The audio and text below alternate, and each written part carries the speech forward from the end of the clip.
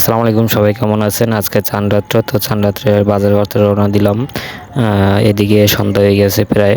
তো সন্ধ্যার দিকে আর কি বাজার জমজমাট হয়। যেহেতু তাড়াহুড়ো নাই, তাই হেঁটে হেঁটে বাজারের দিকে যাচ্ছি, রওনা দিলাম।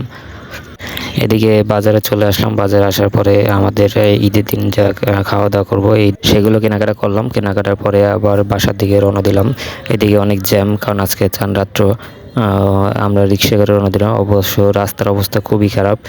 এদিকে পানি, এরপর রয়েছে কাদা মাটা অবস্থা। ব্যস্ততার কারণে ভিডিও এডিট করা হয় নাই, তার কারণে একটু লেটই আপলোড দিলাম। গতকালকে ভিডিও ছিল এটা।